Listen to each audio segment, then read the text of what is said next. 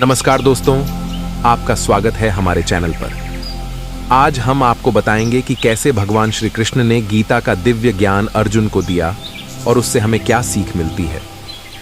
गीता के कुल 700 श्लोक हैं, लेकिन उनमें से कुछ ऐसे श्लोक हैं जिनका नित्य पठन करने से हमारा भाग्य बदल सकता है। तो चलिए जानते हैं, उन 9 श्लोकों का अर्थ और महत्व उदाहरण के साथ समझेंगे। श्लोक 1। योगस्थ कुरु कर्माणि संग त्यक्त्वा धनंजय सिद्धय सिद्धयो समो भूत्वा समत्वम योग उच्यते। अर्थात हे धनंजय, अर्जुन को बताते हुए, कर्म न करने का आग्रह त्याग कर यश अपयश के विषय में संबुद्धि होकर योग युक्त होकर कर्म कर, क्योंकि समत्व को ही योग कहते हैं।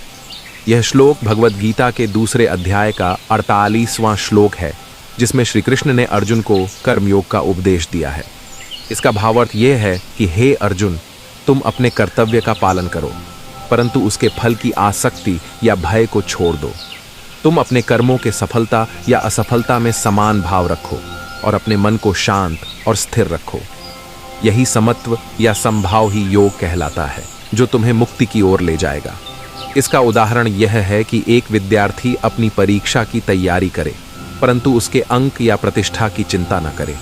वह अपने अध्ययन में पूरी लगन और निष्ठा दिखाए, परंतु उसके परिणाम में उतावला न हो। वह अपने परिणाम को भगवान की इच्छा माने और उससे खुश या दुखी न हो। वह अपने ज्ञान को बढ़ाने के लिए अध्ययन करे, न कि किसी बाह्य लाभ के लिए। ऐसा करने से वह अपने मन को शुद्ध और शांत बनाएगा और अपने लक्ष्य की ओर बढ़ेगा। श्लोक 2। नास्ति बुद्धिर्युक्तस्य न चायुक्तस्य भावना न चाभावयत शांतिर्शांतस्य कुत सुखम। अर्थात योग रहित पुरुष में निश्चय करने की बुद्धि नहीं होती और उसके मन में भावना भी नहीं होती। ऐसे भावना रहित पुरुष को शांति नहीं मिलती, और जिसे शांति नहीं, उसे सुख कहां से मिलेगा। यह श्लोक भगवद गीता के दूसरे अध्याय का 66वां श्लोक है, जिसमें श्री कृष्ण ने अर्जुन को बताया है कि जो पुरुष अपने मन और इंद्रियों को नियंत्रित नहीं करता है, वह अपने आत्मा का ज्ञान नहीं पा सकता है। उसकी बुद्धि विचलित और अस्थिर होती है और वह भगवान में एकाग्र नहीं हो पाता है। ऐसे पुरुष को शांति या मन की स्थिरता नहीं मिलती है, और जिसके मन में शांति नहीं होती है, वह सुखी कैसे हो सकता है। उसका जीवन दुख और विकार से भरा रहता है।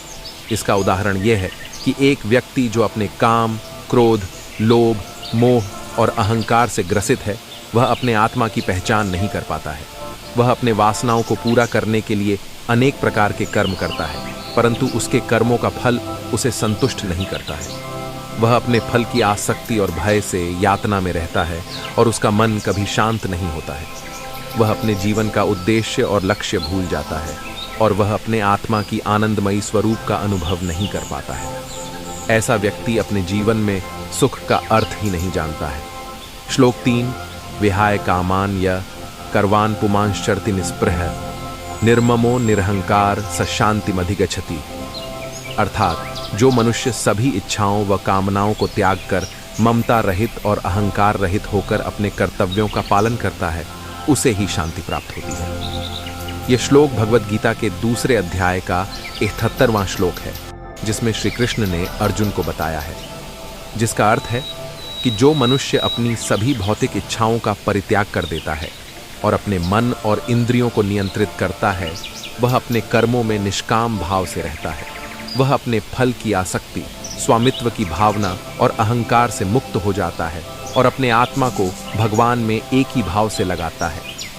ऐसा करने से वह अपने मन को शांत और स्थिर बनाता है और अपने जीवन का उद्देश्य पूरा करता है। इसका उदाहरण यह है कि एक डॉक्टर जो अपने रोगियों की सेवा करता है, परंतु उसके लिए कोई शुल्क नहीं लेता है। वह अपने कर्म को भगवान की भक्ति का एक रूप मानता है और उसके फल की चिंता नहीं करता है। वह अपने रोगियों को अपना नहीं मानता है, बल्कि उन्हें भगवान का स्वरूप समझता है। वह अपने को कोई महान या उच्च कोटि का डॉक्टर नहीं समझता है, बल्कि अपने को भगवान का एक निम्न दास मानता है। ऐसा करने से वह अपने मन को शांत रखता है और अपने जीवन में सुख और आनंद का अनुभव करता है। श्लोक 4। न ही कश्चित क्षणमपि जातु तिष्ठत्य कर्मकृत कार्यते ह्यश कर्म सर्व प्रकृति जैर्गुण। अर्थात कोई भी मनुष्य क्षण भर भी कर्म किए बिना नहीं रह सकता। सभी प्राणी प्रकृति के अधीन हैं और प्रकृति अपने अनुसार हर प्राणी से कर्म करवाती है और उसके परिणाम भी देती है। यह श्लोक भगवद गीता के 3 अध्याय का 5वां श्लोक है, जिसका अर्थ है कि कोई भी मनुष्य अपने कर्मों से बच नहीं सकता है, क्योंकि वह प्रकृति के गुणों के प्रभाव में रहता है। प्रकृति ही उसके शरीर, मन और बुद्धि को नियंत्रित करती है और उसके अनुसार उससे कर्म करवाती है। उसके कर्मों का फल भी प्रकृति ही उसे देती है, जिससे वह सुख और दुख का अनुभव करता है। इसका उदाहरण यह है कि एक व्यक्ति जो अपने आप को सन्यासी कहता है और दुनिया से दूर जाकर एक गुफा में रहता है, वह भी अपने कर्मों से मुक्त नहीं हो सकता है। वह भी अपने शरीर की जरूरतों को पूरा करने के लिए भोजन, पानी, वस्त्र आदि का सेवन करता है। वह भी अपने मन की विचारों और भावनाओं को नियंत्रित नहीं कर पाता है और अक्सर अपने परिवार, मित्र, शत्रु, लाभ, हानि आदि के बारे में सोचता है। वह भी अपनी बुद्धि को शुद्ध और निर्मल नहीं रख पाता है और अक्सर अपने ज्ञान, तपस्या, वैराग्य आदि का अहंकार करता है। इस प्रकार वह भी प्रकृति के गुणों के अधीन है और प्रकृति ही उससे कर्म करवाती है और उसके परिणाम भी उसे देती है। श्लोक 5 नियतम कुरु कर्म त्वम कर्म ज्यायो ह्यकर्मण शरीर यात्रा पिच तय न प्रसिद्धयेद कर्मण। अर्थात तू शास्त्रों में बताए गए अपने धर्म के अनुसार कर्म कर, क्योंकि कर्म न करने की अपेक्षा कर्म करना श्रेष्ठ है तथा कर्म न करने से तेरा शरीर निर्वाह भी नहीं सिद्ध होगा। श्रीमद् भगवद गीता के 3 अध्याय का 8वां श्लोक है। इसका भावार्थ यह है कि आपको अपने धर्म के अनुसार कर्म करना चाहिए, क्योंकि कर्म करना ही जीवन का उद्देश्य है। यदि आप कर्म नहीं करेंगे तो आपका शरीर भी व्यर्थ हो जाएगा। इसका एक उदाहरण यह है कि यदि आप एक डॉक्टर हैं तो आपका धर्म है कि आप रोगियों की सेवा करें और उन्हें आरोग्य प्रदान करें। यदि आप इस कर्म को नहीं करेंगे तो आपका डॉक्टर होने का अर्थ नहीं रहेगा और आपका शरीर भी अपना कार्य नहीं कर पाएगा। इसलिए आपको अपने धर्म के अनुसार कर्म करना चाहिए। श्लोक 6 यद्यदाचरति श्रेष्ठस्तत्त देवेत्रोजन सयत् प्रमाणम कुरुते लोकस्तदनुवर्तते। अर्थात श्रेष्ठ पुरुष जैसा आचरण करते हैं, सामान्य पुरुष भी वैसा ही आचरण करने लगते हैं। श्रेष्ठ पुरुष जिस कर्म को करता है उसी को आदर्श मानकर लोग उसका अनुसरण करते हैं। श्रीमद् भगवद गीता के 3 अध्याय की 21वां श्लोक है। इसका भावार्थ यह है कि जो व्यक्ति श्रेष्ठ है उसका आचरण और कर्म दूसरों के लिए प्रेरणा का स्रोत बनता है। लोग उसकी नकल करते हैं और उसके अनुसार अपना जीवन जीते हैं। इसलिए श्रेष्ठ व्यक्ति को अपने धर्म का पालन करना चाहिए और लोक संग्रह का कार्य करना चाहिए। इसका एक उदाहरण यह है कि यदि आप एक शिक्षक हैं तो आपका धर्म है कि आप अपने विद्यार्थियों को शिक्षा दें और उन्हें नैतिक मूल्यों का बोध कराएं। यदि आप इस कर्म को ईमानदारी और उत्साह से करेंगे तो आपके विद्यार्थी भी आपको आदर्श बनाएंगे और आपके अनुरूप आचरण करेंगे। लेकिन यदि आप अपने कर्तव्य को नजरअंदाज करेंगे या अनुचित व्यवहार करेंगे तो आपके विद्यार्थी भी आपसे प्रभावित होकर गलत राह पर चल सकते हैं। श्लोक 7 न बुद्धिभेदम जनेद अज्ञानाम कर्म संगिनाम जोशयेत सर्वकर्माणि विद्वान युक्त समाचरण। अर्थात ज्ञानी पुरुष को चाहिए कि कर्मों में आसक्ति वाले अज्ञानियों की बुद्धि में भ्रम अर्थात कर्मों में अश्रद्धा उत्पन्न न करे, किंतु स्वयं परमात्मा के स्वरूप में स्थित हुआ और सब कर्मों को अच्छी प्रकार करता हुआ उनसे भी वैसे ही करावे। ये श्रीमद् भगवद गीता के 3 अध्याय का 26वां श्लोक है।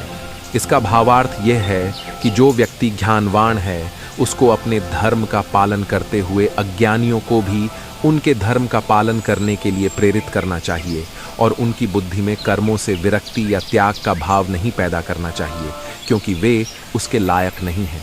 इसका एक उदाहरण यह हो सकता है कि यदि आप एक व्यापारी हैं तो आपका धर्म है कि आप अपने व्यापार को ईमानदारी, न्याय और उदारता से चलाएं और अपने ग्राहकों, कर्मचारियों और साथी व्यापारियों के साथ अच्छा व्यवहार करें।